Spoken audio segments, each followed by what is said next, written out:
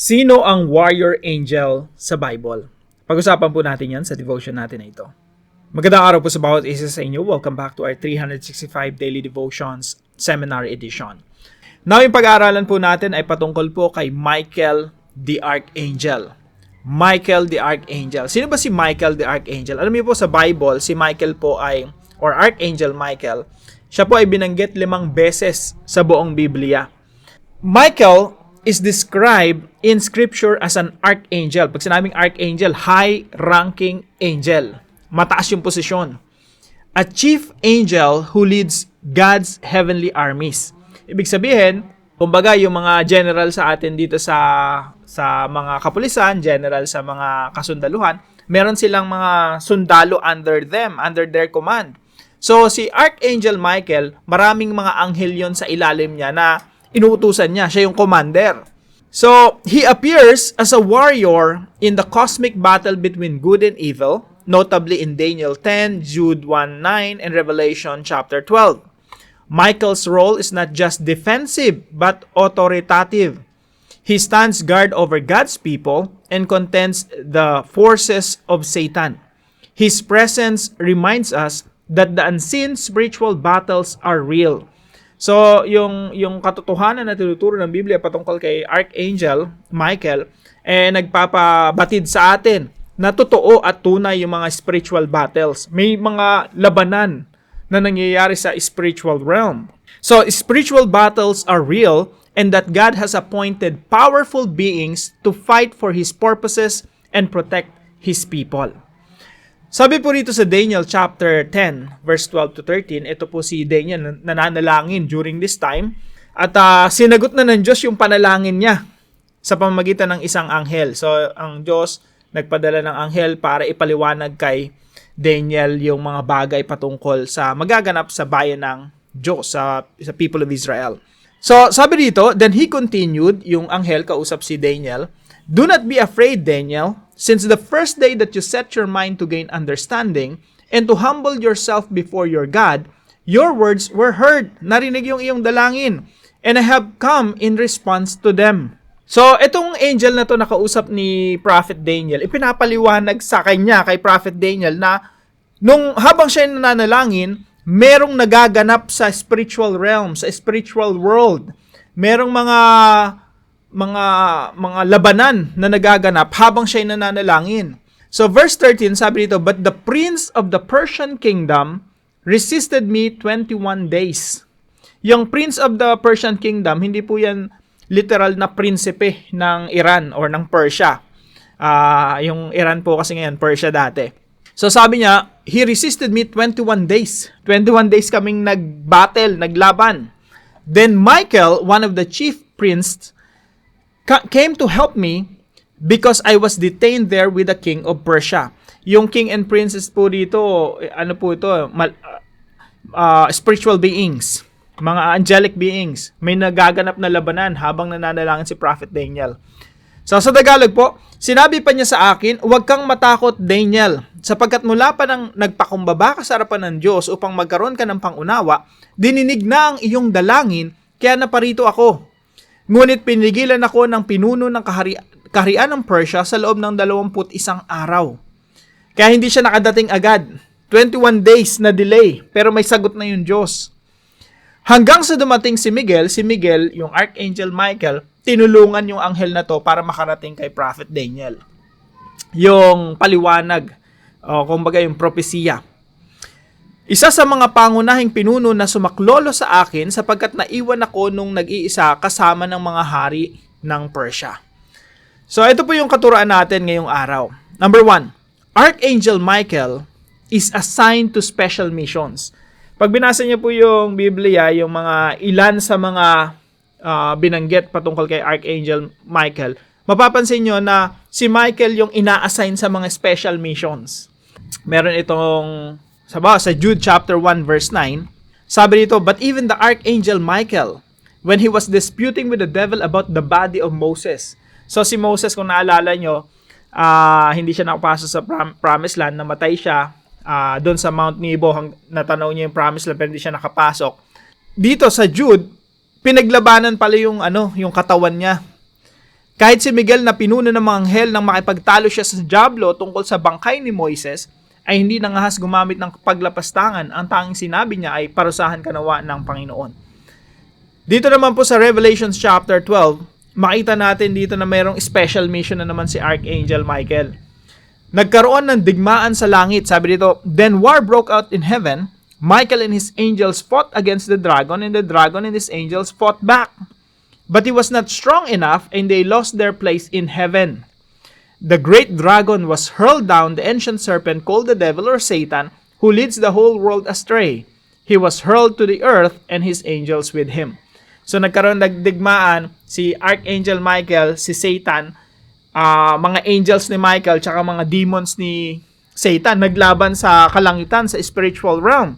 At natalo yung dragon, yung si Satan. At pati yung kanyang kampon. So, mapapansin po natin, si Archangel Michael, na-assign siya sa mga special missions. Now, pangalawa po, angelic beings see the bigger picture than we do.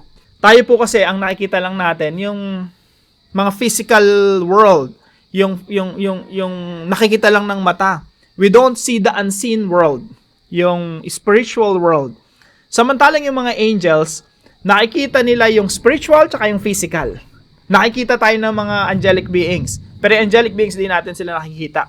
Kaya yung mga angelic beings, meron silang bigger picture. Isipin nyo na lang si Michael, Archangel Michael, si Gabriel, hindi naman sila namamatay. So, nakita nila yung buong history, human history. Tapos nakikita nila yung spiritual world, yung physical world. Kaya they have the bigger picture. They know who Satan is. Na-meet na nila si Satan, na-meet nila yung mga demons, alam nila yung nangyayari sa spiritual world. Samantalang tayo, 5 verses lang yung alam natin patungkol kay Archangel Michael. Pero sila, they know a lot. Kaya tandaan po natin, no, we have this reality, may realidad tayong nakikita, pero there's something beyond this physical reality. Merong spiritual reality na yung inihayag ng Diyos sa atin, kakaunti lang. So, itong mga angelic beings, simula pa ng una, nung panahon pa nila Eva at Adan, kilala nila sila Eva at Adan, nasundan nila yung salinlahi, nasundan nila yung pagdami ng mga bansa. Kaya ang dami talaga nilang alam nitong mga angelic beings. Isipin niyo po para tayong mga bata, no? Let's say 1 year old, 2 years old, nakikita natin yung paligid natin, pero hindi natin naiintindihan yung kabuuan ng reality. Pero yung mga parents natin, sila yung nakakaunawa kung ano talaga nangyayari sa kapaligiran natin. So, para tayong mga bata sa creation, no? We understand only in part. Pero yung mga angelic beings, they have the bigger picture na nakakasalamuhan nila si Jesus doon sa langit. They know who God is. They live in the spiritual realm. At the same time, they have access to the physical realm. And number 3 po, very important, a string that connects to the spiritual realm is prayer. On our part, na walang access dun sa mga spiritual realm, wala tayong access dun, hindi natin kayang pumunta dun. Pero, sa pamamagitan ng panalangin, nagkakaroon ka ng string. Kumbaga, nagkakaroon ka ng connection dun sa spiritual reality. Sabi nga po rito sa Ephesians chapter 6 verse 10, finally, be strong in the Lord and in His mighty power. Put on the full armor of God so that you can take your stand against the devil's schemes. Yung mga demonyo, yung Diablo, may mga pakana na isineset up, may mga trap na isineset up niya para pabagsakin tayo. Sabi dito, for our struggle is not against flesh and blood, but against the rulers, against the authorities, against the powers of this dark world, and against the spiritual forces of evil in the heavenly realms. So, naikibaka yung mga demon sa atin. Yun yung totoong struggle natin. Sabi dito, sapagkat hindi tayo nagipaglaban sa mga tao, kundi sa mga pinuno, sa mga makapangyarihan. Mga angelic beings po ito na mga fallen angels. Kaya po rito sa verse 18, sabi dito, and pray in the Spirit on all occasions with all kinds of prayers and requests. Isa pala to sa power natin, mga mananampalataya, yung pananalangin, yung pagtawag sa Diyos sa pangalan ng Panginoong Jesucristo. Manalangin kayo sa lahat ng pagkakataon, humiling at sumama sa patnubay ng Espiritu. Because when we pray, something is happening in the spiritual realm. Meron tayong nagagawa sa spiritual realm. Merong pagkilos ng Diyos sa spiritual realm sa pamamagitan ng ating mga panalangin. kagaya po na ipinakita sa atin noong panahon ni Daniel the prophet.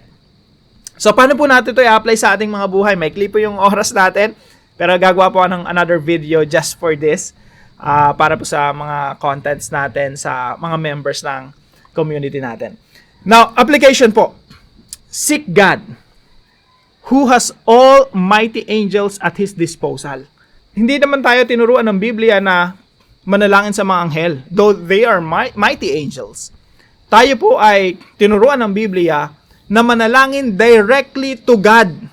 And God has control over all things, over all angels, over all peoples, nations. And God has this absolute control. Siya talaga yung merong absolute control sa lahat ng bagay. At lahat ng mga angels, even Michael and Gabriel, and the seraphims and the cherubims, hawak ng Diyos yon at His disposal. Pag inutusan ng Diyos yung kanyang mga generals, kikilo silang lahat. Kagaya po sa panahon ni Daniel, si Daniel nanalangin, sumagot ang Diyos sa pamagitan ng isang anghel, pinadala agad ng Diyos yung anghel, at nagkaroon ng spiritual battle in the heavenly realms. So, tayo po, we seek God directly dun sa sa commander-in-chief ng lahat ng mga angels. Isn't that amazing na meron kang ganung access? Hindi nga kay Archangel, masyadong small time sa Archangel. Doon ka mismo sa Diyos. At lumalapit tayo sa Diyos Ama in the name of the Lord Jesus Christ, His Son. So seek God, who has all mighty angels at His disposal. Point number 2. Study the Bible for what God has revealed for us.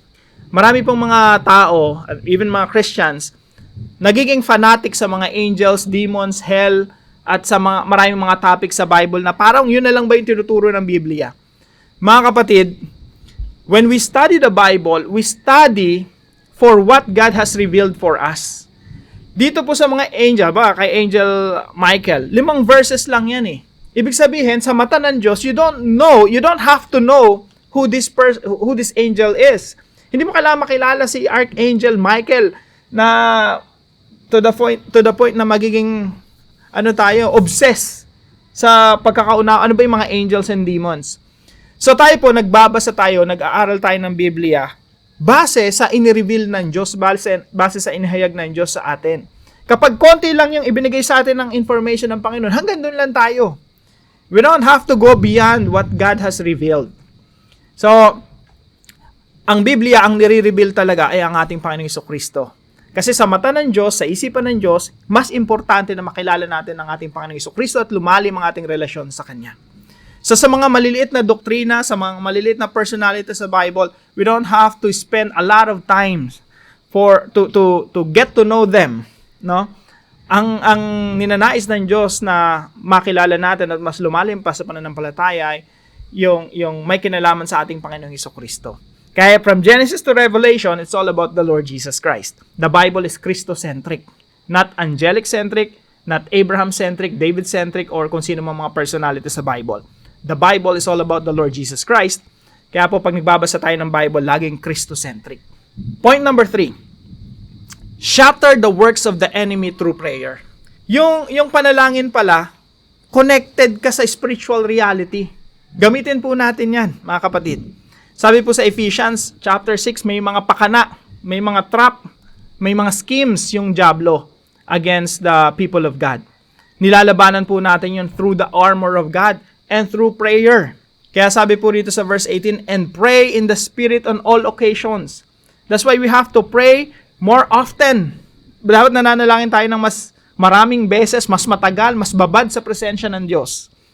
Because our struggle is not against flesh and blood, but against spiritual rulers and authorities, against demons. So shatter the works of the enemy through prayer. Start praying now. More often, mas babad sa presensya ng Diyos. Now, para po sa ating discussion, why should we seek God more often through prayer? Pag-usapan po natin ito sa ating mga discussion groups. At samahan niyo po ako sa panalangin. Lord of hosts, thank you for reminding me that I am not alone in my struggles. Even in unseen realms, you have appointed angels like Michael to protect and war on behalf of your people. Teach me to trust in your power and not fear the enemy. Strengthen my heart when I feel surrounded or weak, and help me to stand firm in faith, clothed in your armor. May I live a victorious Christian life, knowing that you reign above every power and every force. Let your presence be my peace and strength. In Jesus' mighty name, amen and amen.